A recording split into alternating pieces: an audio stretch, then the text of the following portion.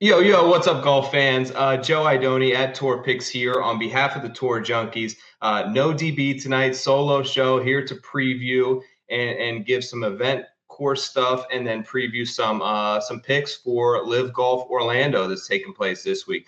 Obviously, a big week for them, their third event of the season, and we're a week from Augusta National, where both preeminent golf tours in the world will be all coming together there in Augusta, Georgia. I know DB's got some stuff over at Champions Retreat today for the Augusta National Women's Tournament. Should be a ton of fun. The excitement, I'm sure, is building around there. But we have an event to cover this week in Orlando, a course that was kind of a late addition to sort of the LIV schedule. I live in Florida, so I've been paying close attention and was on the lookout for this event to be added. Wasn't sure where it's going to be. We're at Orange County National. We're at the Crooked Stick course. So without further ado, I'm going to bring our guest onto the show, coming back this week to help us out, give us a little bit of course insight and what's all going on over there up in Orlando. Welcome back to the show, Benji Thompson, Caddie for Abe Ancer. What's going on, Benji? Long day for you, you were saying before we went hot here. Hey, buddy. Thanks for having me on again. Yeah, we got out there this morning, did a little practicing around 9:30 or whatever it was. Did a little practice and then did a team practice round at 12 o'clock. And then we all decided to eat. And then the team had a photo shoot. And then Abe grinded on the putting green and then thought we were done. He said, "Let's go to the range." And I said, "Are you kidding me?" But just getting back to the room and everything. So a good solid almost 9 to 6 day today for me.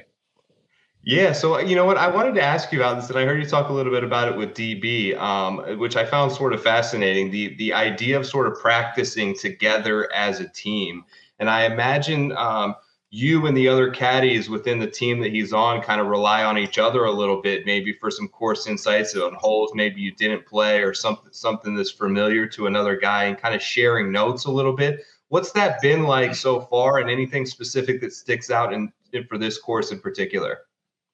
I've enjoyed it. Yeah, so the players they have their little gambling matches, so that's fun for me. I always like watching a match. And it's been Sergio and Eugenio have been playing Carlos and Abe every week playing a hammer game, so it's been fun. But then yeah, all of us caddies we're kind of talking about tee shots and wins here, wins there, kind of what we would do, and then once we get to the green, kind of look around the green and stuff like that. So it kind of helps in a way, so you don't have to go walk a golf course one or two times and then pay attention a lot in your practice rounds by yourself. So you got some help. So like they might say something about, "Hey, over this green, I don't really like over this green. It's not very good to chip from over here," or something. You're like, "Oh yeah, I didn't really pay attention to that," or something. So you kind of get some help, and not necessarily you don't have to be lazy, but you get some help. Don't have to bust it as much as you normally would by yourself. Yeah, so do you caddies get a little side action going on those games or what?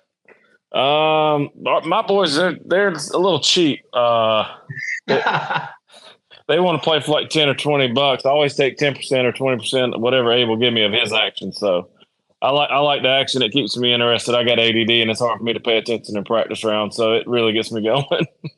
Yeah, you got to have a little skin in the game. That's what we're here for as well. So speaking of the course this week, par 71, it looks like around 7,200 yards. Seems like from what I've noticed, the courses that they've been playing in these live events have been long. Like, does this feel a little bit shorter and more manageable, or is that just sort of built into the par 71 aspect? Obviously, you don't not a ton of elevation in Florida in general, but I've heard they tried to build some into this course a little bit. Yeah, this golf course is pretty long. It's got some healthy par threes. The par fives are not nearly as long as I think all the other yardages, the distance is coming in on some of these par fours and stuff, and a couple of par threes. Par fives are pretty gettable. So they're gonna get after those holes this week. But the greens are firm again. I feel like I'm giving the same info as I did last week. Bombers hit Yeah. paradise, hit the ball high in the air, firm greens. But yeah, I mean it's long, but it's kind of firm and fast, so it won't be crazy long for them.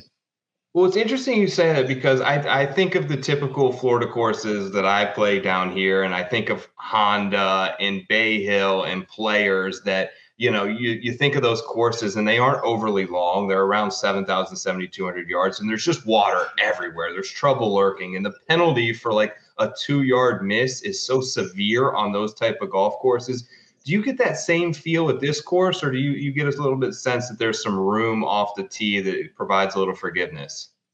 Yeah, there's room off the tee here.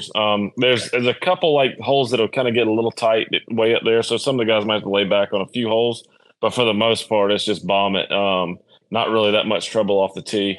Didn't really see a whole lot of water that's going to really be crazy in play. Some of the holes I think are just going to be just send it on out there. Yeah, they've had a couple. I know, like I believe in the past Corn Ferry Tour, and so some of the minor league tour events where they tore this place up. Obviously, only 3 rounds. I don't expect anyone to get to 25 under par, but I get.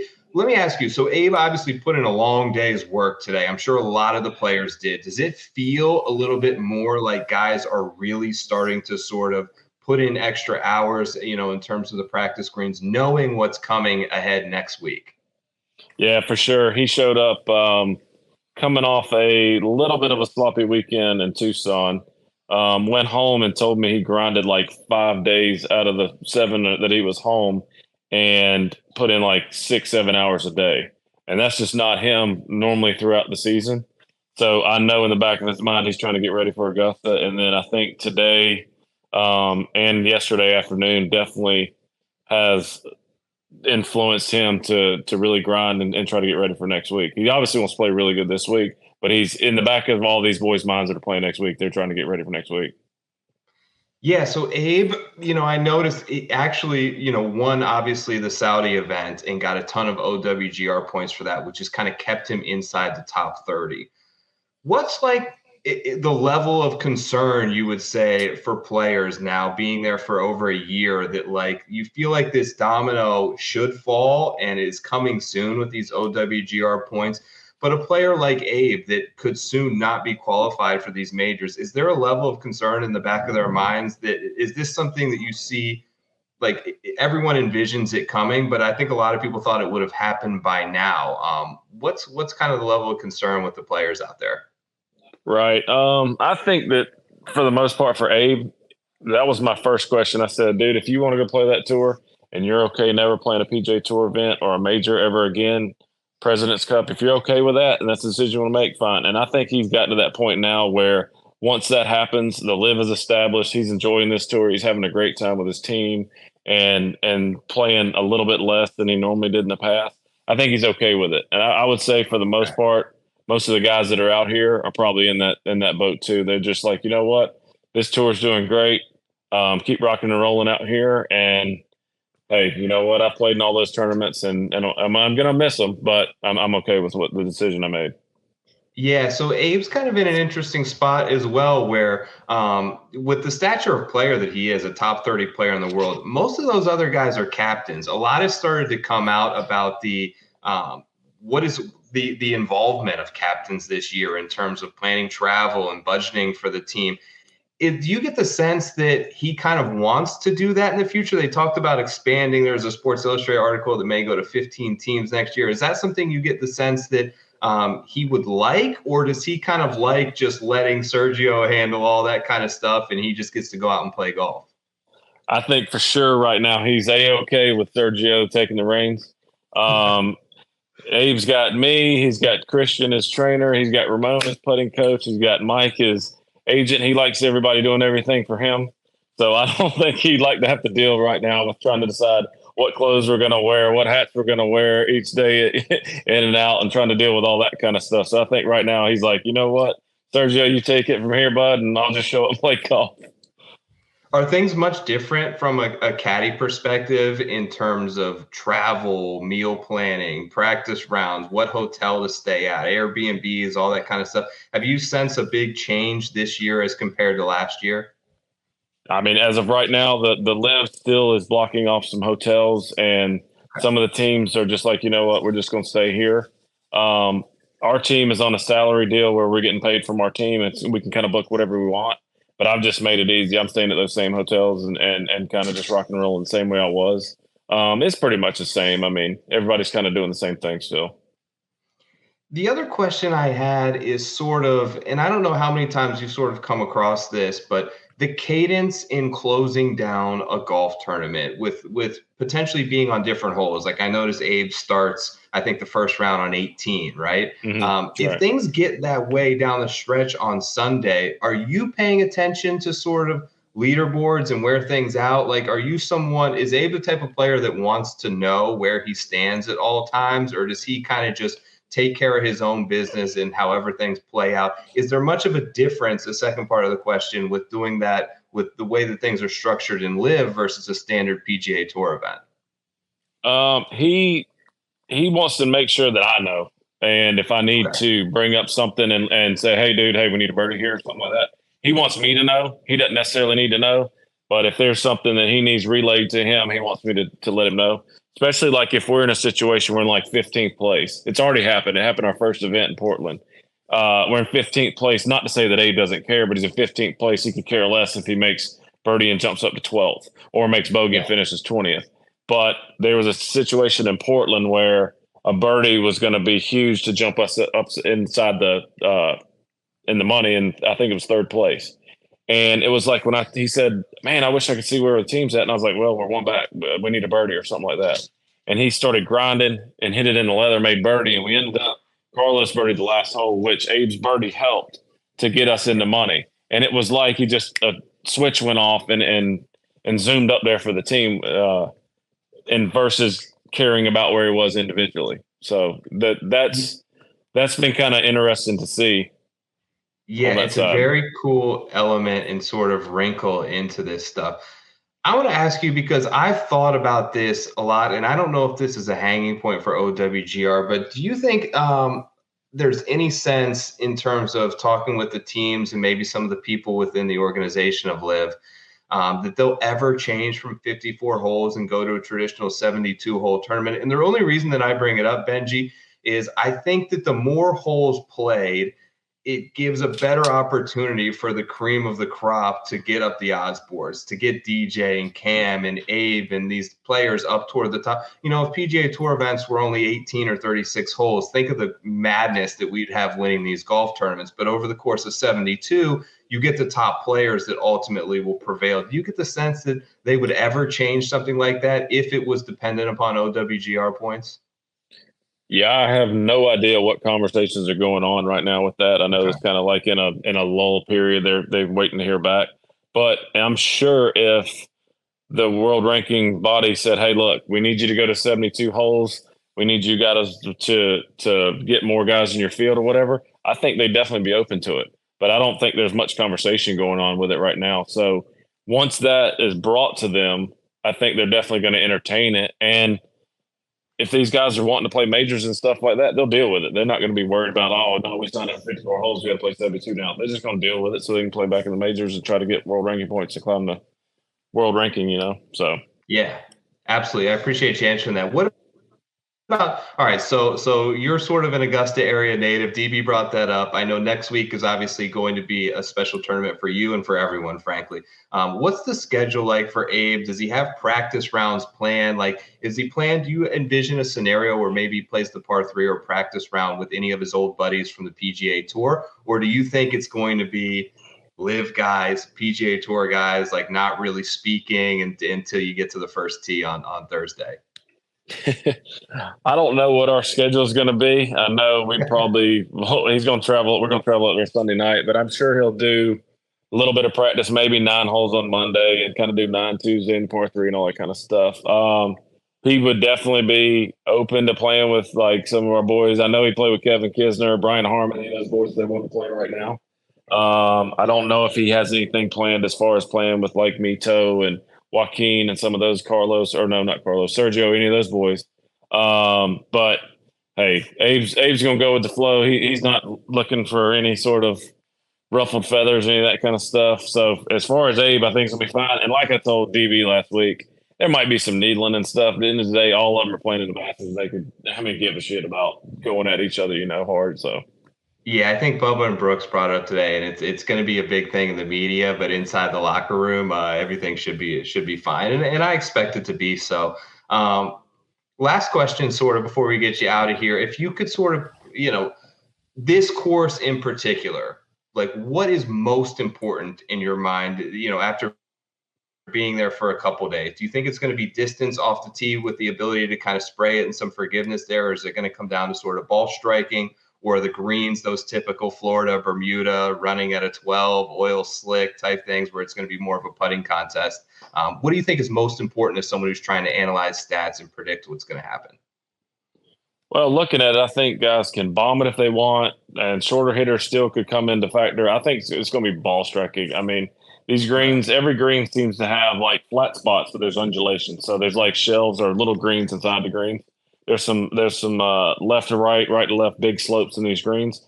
So depending on where you can place the ball in the greens and then get good luck at it, because you could hit a great shot in there and have like a really funky putt and be looking at 3-putting from 20 feet or something. So ball placement on the green, ball striking, and I mean, if you can putt Bermuda and read the green and all this kind of stuff in the greens, I think that's going to help. So ball striking and putting, I think, this week, because, I mean, you basically can hit it anywhere you want to out there. Love to hear it, man. I appreciate your time greatly. I may be making my way up there Saturday or Sunday. I will try to give you a hello if I'm there in Orlando. It's only a couple hours away from me. But best of luck this week to you and to Abe, and good luck and enjoy the experience next week at the Masters, and hope that you guys play very well. You got it, Joe. Thanks for having me on. And if you come up, come holler at me. Come see me. I will do. All right. Thanks, Benji. So you got it. Thank you, buddy. All right, guys. Awesome for him to make some time for us again. We really appreciate that. Just having boots on the ground, and not only boots, like someone who's talked to the other caddies, who has a game plan, who is working through this golf course as they're going to play it. Like, people have been to this course and played it, but nobody's played it with this particular setup that LIV Golf's going to play. I'm going to bring in the scorecard here now. So it is a par 71. Interestingly, they have a couple of courses here. It was just kind of cool, this sort of the range that they're known for, the driving range, which it runs kind of in a big circle. And there's been some comments that this driving range is not built for Bryson and for Brooks, DJ, maybe hitting at 380 into people on the other side of that range. But I'm sure that they'll shut that down. There are other courses from last I heard that are going to be available for play this week. He mentioned the par threes, 233-yard par three, 212-yard par three, 207-yard par three. Those are healthy par threes, particularly in Florida, particularly if you look at some of them on this map that may have a little bit of water around them. Number 13 there is 207, plays the entire way over a lake. So I think that those could present some difficult tasks. He mentioned the par fives are all gettable. Let's see, 528, 509, 542.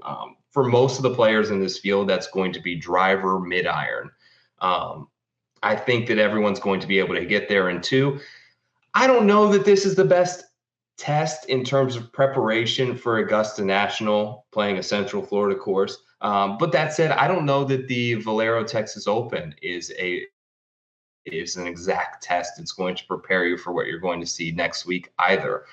You want to see players get reps in. It's interesting to hear him say that there's a number of players that have been putting in extra grind this week. Abe put in extra practice time before this week, was at the course for 10 hours today, driving my man crazy. So these guys are getting ready, and it's not just for this week, it's for what's coming next week. And whether they say it or not, there is going to be an additional level of pressure and maybe a weight on their shoulders to kind of carry this torch and prove the legitimacy of this tour, and prove that the move that they made isn't going to be detrimental to their golf game. So I'm interested to kind of see how that plays out. 7,297 yards, like I mentioned, on the scorecard is one of the shorter courses that they've played on LIV. I think in my mind that could open things up for players like Abe. It could open things up for someone like Taylor Gooch or Harold Varner. These guys that, they're sort of hamstrung on some of the golf courses that are 7,600, 7,500 yards a little bit. I don't think this is going to play that well. Interestingly, it has this kind of road that runs in the middle of, not quite the front nine and back nine, but splits things up. And I know they have another golf course over here as well. Okay. So I'm going to look at the year-to-date sort of money list. Obviously, Charles Howe up there, Danny Lee, Peter Uihlein is super intriguing to me this week, and I'll talk a little bit more about him later. Brendan Steele, who made the jump over Carlos Ortiz, all in the top 5. Biggest disappointments. I mean, you got to look at Bryson DeChambeau. His finishes have been awful. I don't know where the game necessarily is at right now. Thomas Pieters has been very disappointing since jumping over, another player with extremely in good standing right now in the OWGR, but needs to play well. Lee Westwood, third worst, 268,000 made. The difference is those would normally be missed cuts, but he's still making over $250,000 in 2 events. Not too bad. Okay. I wanted to go over the odds board. I'm going to pull it up here. This is oddschecker.com. So this is pulling odds from FanDuel and Bet365. There are several offshore sports books that are running odds for LIV Golf, almost all of them. Now, in terms of domestic sports books, it really is dependent upon the state that you are in. And from what I've known, and I've kind of done some digging on this and got some information, a lot of the states are actually awaiting LIV to basically complete the paperwork forms that show that it's not fixed, that it's a legitimate competition, which of course it is. But there is that agreement that they have to have in place, which is why many of them have taken it down for the time being. I've heard that they're working on it. They've just got so many priorities right now. I don't think, to be honest with you, that sports books and gambling is at the top of that list. I think it should be. I think it's what is going to be their biggest vehicle in terms of eyeballs on their event, in terms of views on their app, in terms of downloads. All this stuff is a lot of time driven by the people who are sweating out bets. That's just being honest. So if they're able to work that out and get more of these offerings and get DraftKings Sportsbook available in New Jersey here, it would be a tremendous benefit for them. That said, here we go. Top of the odds board. Cameron Smith, 11-1. DJ, 11-1. Joaquin Niemann, 14-1. Mito Pereira, 16-1. Paul Casey, 16-1. Charles Howe, 18-1. Abe Ancer is 20-1. Yes, that's where I'm starting my card. Did I just have his caddy on? Of course. Am I biased in that? Possibly. It's been difficult for me, in being honest, to develop a strategy in terms of a lot of this LIV stuff.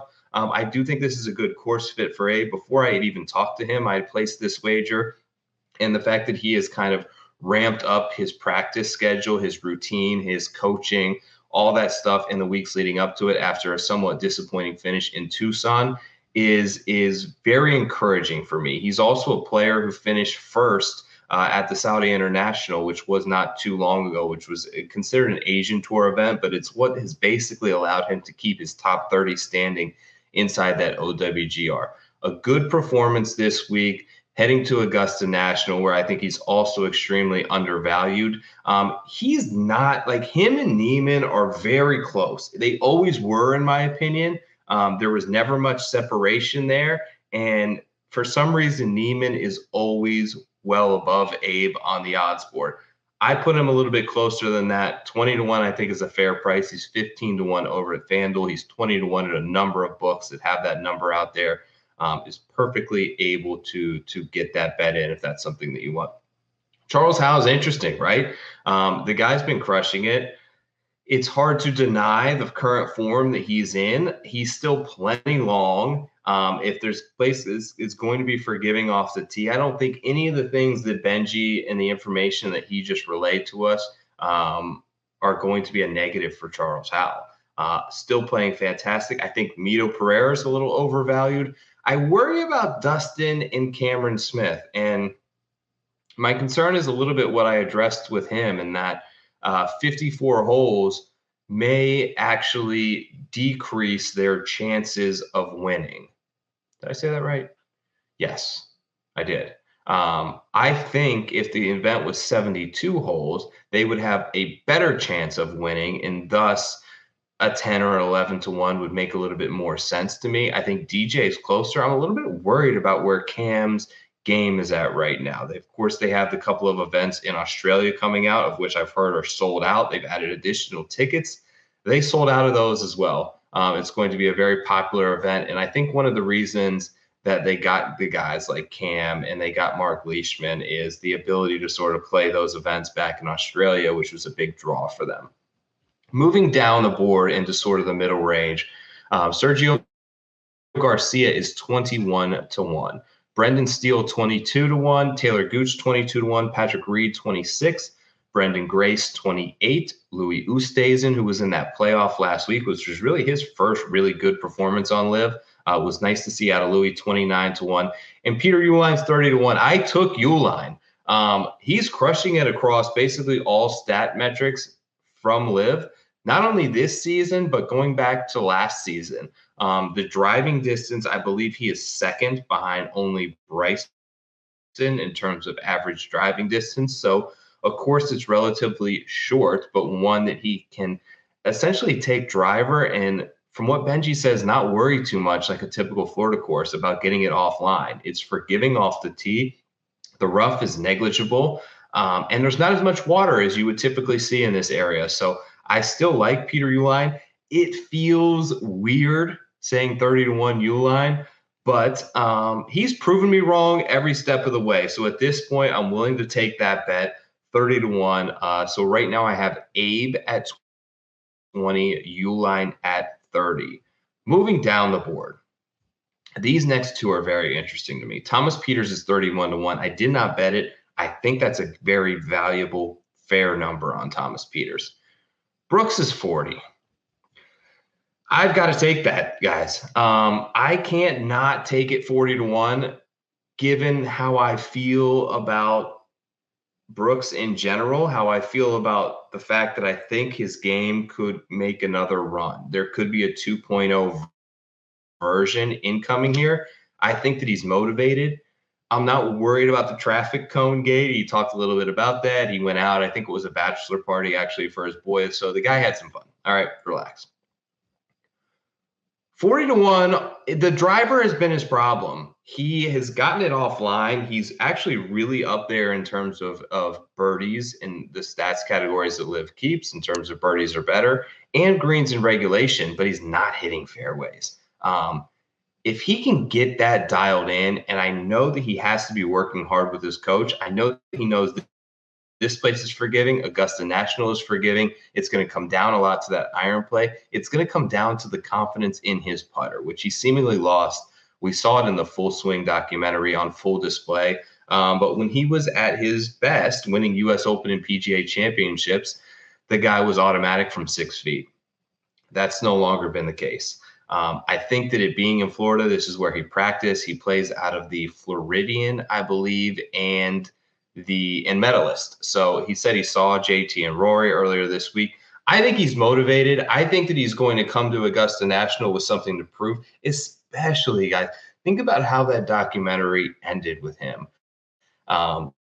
Leaving Augusta, talking about how he's never been so embarrassed in his life, talking about the importance of a green jacket and how much it would mean to him. I don't think that has all gone away by jumping over to this tour. He's able to flip a competitive gear like we haven't much seen before. I have a 99-1 next week at Augusta. I'm going to put something on the 40-1 here. It feels like the level of player he is at, he shouldn't be behind Brendan Grace. He shouldn't be behind Peter Uihlein. He shouldn't be behind Louis and Reed. He's a top 5 talented player on the LIV Golf Tour, and it's just a matter of time, I think, before we see it. He won one of the events last season. I think he's going to knock one off this season. If you take 40-1 every time, that's probably going to be a profitable strategy for you, in my opinion. Okay, Kokrak, 41-1. Nah, 41. Leishman, 41. Leishman actually played pretty well last week. Lahiri, I believe, is a withdrawal. Medical reasons, so Andy Ogletree was put into the field. The other addition was Laurie Cantor is going to be going on the Cleeks team because Martin Keimer is still dealing with an injury. 2 notes there. Danny Lee, Tucson's champion, 45-1, won in the playoff. Dean Burmester, 45-1. That's not a bad number there. Harold Varner, 45-1. Most of the best numbers you will see here available are on Bet365. Bryson's up to 55-1, and I have no interest in taking it, and I should. I did live shows last year with Jeff Feinberg, and we talked about every episode how if Bryson was 25 to 30-1, it's an auto bet. I don't know what's going on. I worry that it's something outside of golf. I don't think it's his practice regimen. I think that what he's done for his health in terms of shedding some of that additional weight and not drinking 18 protein shakes a day will be beneficial for him short and long term. It's just interesting that he has not put together any good rounds on courses. Now, Mayakoba is not, but Tucson should have been a great fit for him. This should be a good fit for him.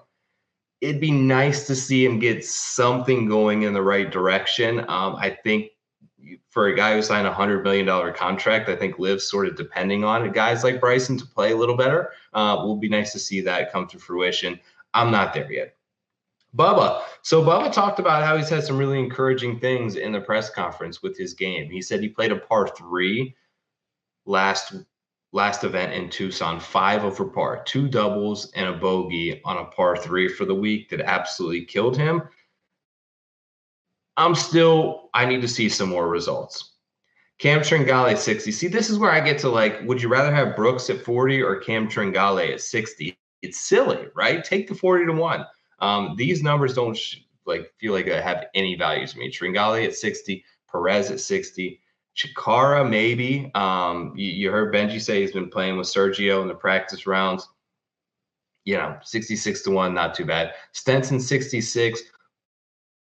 Poulter at 66. I got a 70. I took Ian Poulter.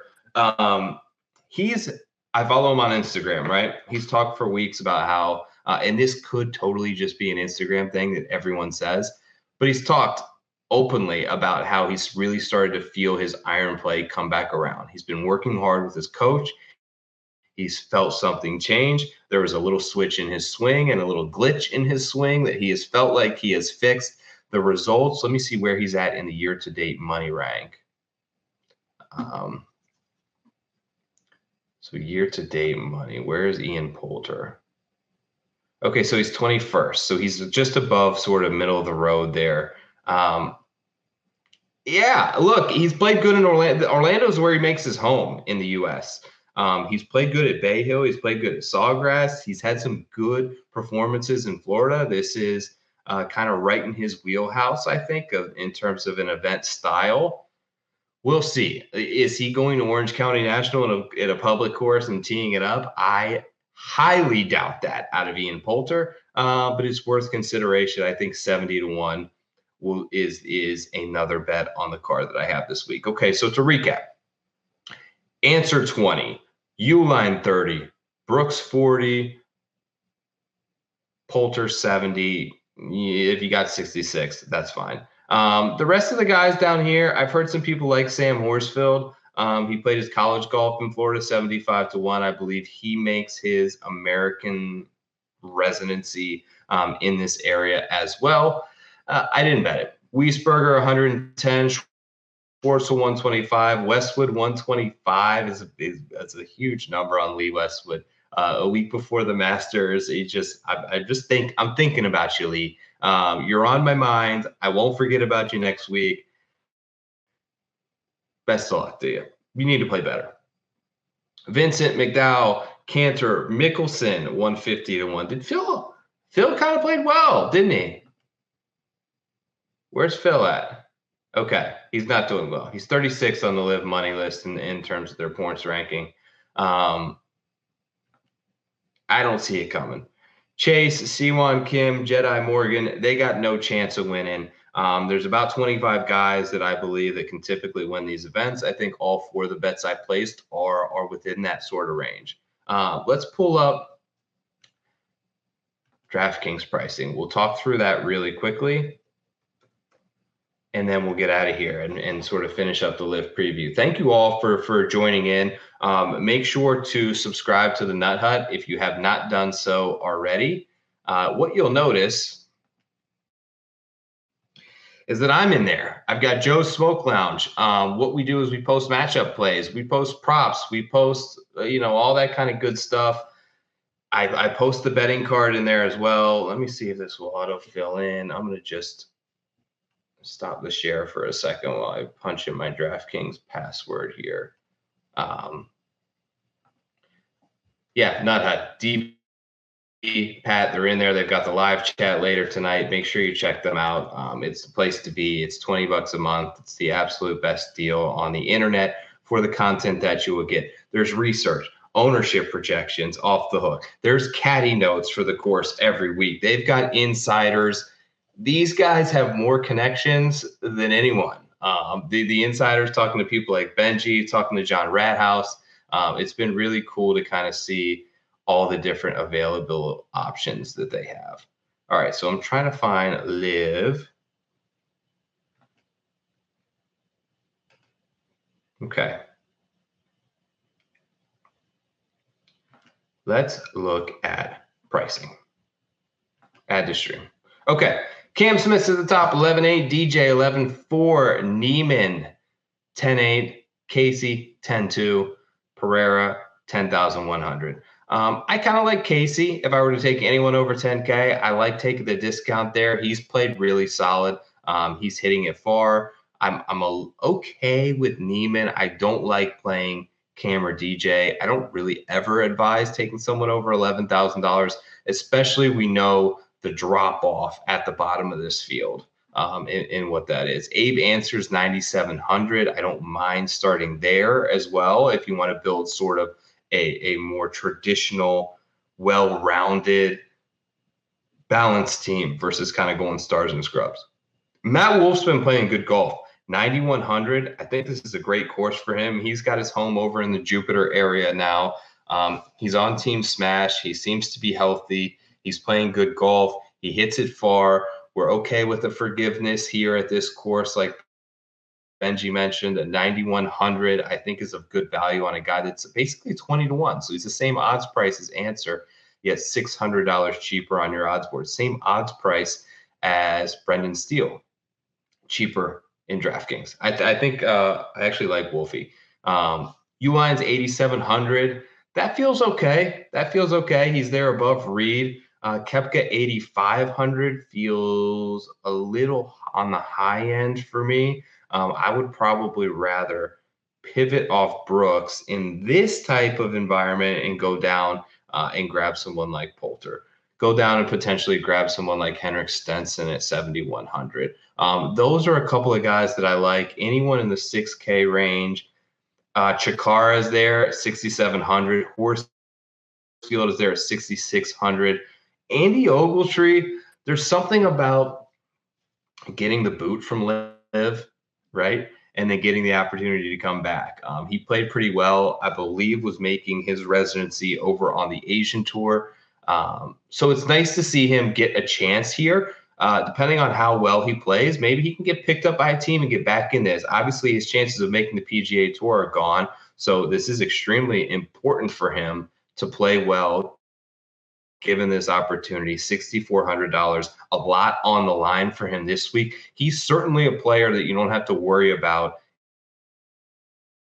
his preparation, his focus, his concern on next week at Augusta National, and could potentially be overlooking Orlando. That's not the case for someone like Ogletree. 6,400. If you want to go Cam or DJ at the top, I don't mind that whatsoever.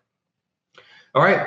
That's about all we got here. LIV Golf Orlando. I hope that you enjoy the week. Make sure you check out the Nut Hut. Make sure you are following at Tour Picks. That's me on Twitter at Tour_Junkies. That's where the boys are posting all the goods this week. Shows for the Masters will be out throughout the weekend. Pad DB are like on site. It's their week of the year for the Tour Junkies. I wish them all the best.